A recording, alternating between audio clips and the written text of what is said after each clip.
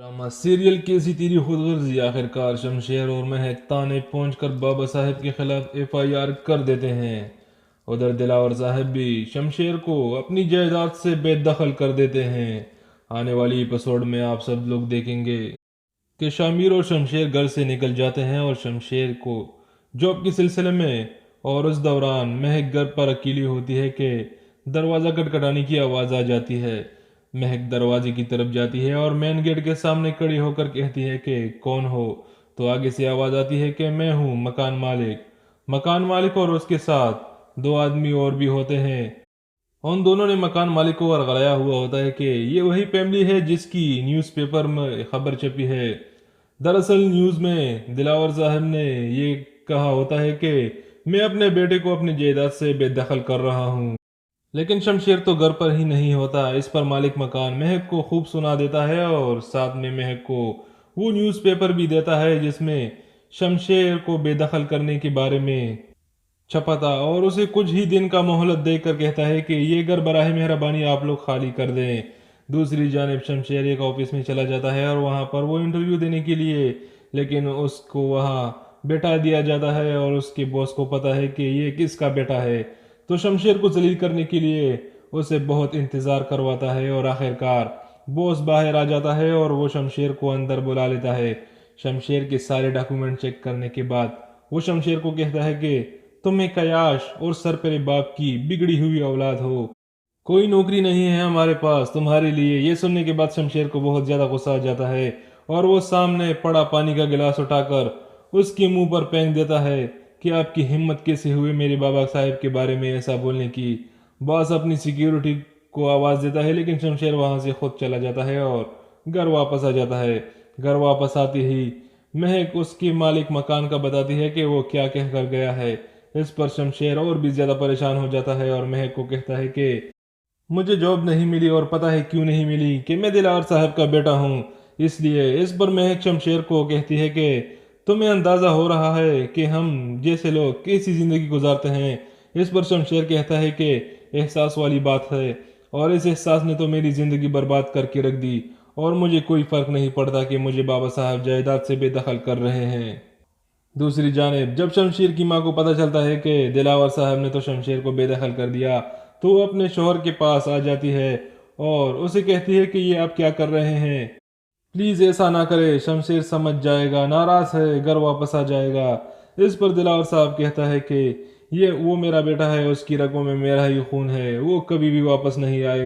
और कहता है कि अब तो सिर्फ अखबार में छपा है, कुछ दिन बाद में इसको कोर्ट में जाकर उसे बेदखल कर दूंगा, क्योंकि कई दफ़ा सख्त फैसले करने पड़ते हैं औलाद के लिए, ख़ानदान के लिए, अपने नाम के लिए। दूसरी जानिब दारा और फरवा आपस में बात कर रहे होते हैं कि फरवा दारा को कहती है कि उस इंसान के लिए क्या रोना धोना जो छोड़कर चला गया हो।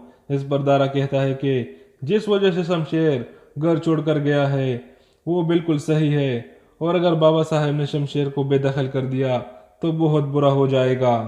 दूसरी जानब शमशेर और महक पुलिस स्टेशन पहुंच जाते हैं और वहां पर बैठे एसएचओ से कहते हैं कि हमें एक रिपोर्ट दर्ज करानी है। तो इस पर एसएचओ साहब कहता है कि किसकी शामत आई है इस शहर में। तो आगे से शमशेर कहता है कि नवाबजादा दिलावर साहब। तो इस पर एसएचओ भी चौंक जाता है और कहता है कि वो तो आपके वालिद साहब हैं, आपको उनके खिलाफ पर्चा क्यों कटाना है। इस पर शमशेर उसे कहता है कि उसने मेरी बीवी पर हमला किया था, जिसमें मेरी बीवी तो बच गई लेकिन बदकिस्मती से हमारे घर का ड्राइवर मारा गया। तो इस पर एसएचओ साहब कहता है कि बरखुरदार वो हमला नहीं, वो तो एक एक्सीडेंट था। शमशेर गुस्से में आ जाता है और कहता है कि वो एक्सीडेंट नहीं था, वो बना बनाया खेल था जिसमें मेरी बीवी की जान बच गई लेकिन जान जा भी सकती थी, और इसमें एक आदमी की मौत भी हुई है। अगर आपने पर्चा नहीं कटाना है तो ठीक है, हमें मजबूरन ऊपर तक जाना होगा। तो इस पर एसएचओ साहब सर हिलाते हुए कहता है कि ठीक है, और वो एफआईआर कर देता है दिलावर साहब के खिलाफ। दूसरी जानिब जब दिलावर साहब को यह पता चलता है कि शमशेर और महक ने उसके खिलाफ एफआईआर की है, तो वो बहुत ज़्यादा गुस्से में आ जाता है और वो सब घर वालों को बताता है कि ये देखो, अब शमशेर मेरे साथ लड़ाई पे उतर आया है, और अपनी बीवी को कहता है कि ये देखो, आपके बेटे ने मेरे खिलाफ रिपोर्ट दर्ज कराई है थाने में कि महक के ऊपर हमला मैंने करवाया था। इस पर दारा उसे कहता है कि बाबा साहब میں اسے سمجھاتا ہوں کہ وہ یہ رپورٹ واپس لے لے اور آپ سے معافی بھی مانگے۔ دارا شمشیر سے ملنے آ جاتا ہے اور اسے کہتا ہے کہ یہ کیا بیوقوفی ہے، یہ کیا پاگل پن کر رہے ہو تم جانتی بھی ہو تم کس سے پنگا لے رہے ہو، دلاور صاحب سے، اور یہ مت بھولو کہ وہ تمہارا باپ ہے جس نے تمہیں پال پوس کر بڑا کیا، اور آج آپ اس کو یہ صلہ دے رہے ہو تو اس کے خلاف رپورٹ کر رہے ہو۔ فوراً جاؤ اور رپورٹ واپس لے لو۔ اس پر شمشیر دارا کو کہتا ہے کہ جہاں تک سوال ہے، اس نے مجھے پالا پوس کر بڑا کیا اور مجھے اچھی تعلیم دی، لیکن جہاں پر بابا صاحب غلط کریں گے میں اس کا ساتھ تو نہیں دے سکتا، اور اس نے جو غلط کیا اس کے لیے اسے سزا ملنی چاہیے۔ اس پر دارا اسے کہتا ہے کہ آخری بار آپ کو سمجھا رہا ہوں کہ بابا صاحب کے راستے میں مت آؤ، بہت برا ہو جائے گا۔ اور اس کے بعد دارا گھر چلا جاتا ہے اور سب کو بتاتا ہے کہ شمشیر نہیں مان رہا۔ تو اس پر شمشیر کی ماں کہتی ہے کہ میں جاتی ہوں اسے ملنے، اور وہ شمشیر کے گھر آ جاتی ہے اور شمشیر کے ساتھ ملنے کے بعد وہ بھی شمشیر کو یہی کہتی ہے کہ بیٹا ایسا نہ کرو، یہ جو تم کر رہے ہو اس کا نتیجہ بہت غلط نکلے گا۔ اس پر شمشیر کہتا ہے کہ میرا فیصلہ نہیں بدلے گا۔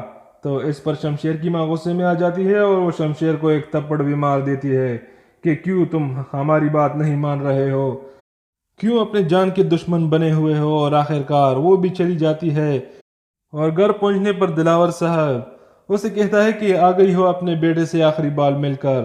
تو آگے سے وہ کہتی ہے کہ کیا مطلب؟ تو اسے دلاور صاحب کہتا ہے کہ میں اسے ہمیشہ کے لیے اپنی جائیداد اور اپنی زندگی سے بے دخل کرنے جا رہا ہوں، اور آئندہ اس کے ساتھ کوئی بھی نہیں ملنے جائے گا، اور جو جائے گا وہ بھی اس گھر میں واپس نہیں آئے گا۔ یہ بات سننے کے بعد شمشیر کی ماں بہت زیادہ پریشان ہو جاتی ہے، لیکن کون کون چاہتا ہے کہ دلاور صاحب کو اس کی کیے کی سزا ملنی چاہیے، اور کیا شمشیر اپنے باپ کے ساتھ ٹھیک کر رہا ہے؟ کمنٹ سیکشن میں اپنی قیمتی رائے کا اظہار ضرور کیجیے گا۔ چینل کو سبسکرائب کرنے کے بعد بیل کی بٹن کو ضرور پریس کیجیے گا۔ اپنا اور اپنے پیاروں کا ڈھیر سارا خیال رکھیے گا۔ ملتے ہیں اگلی ویڈیو میں۔ خدا حافظ۔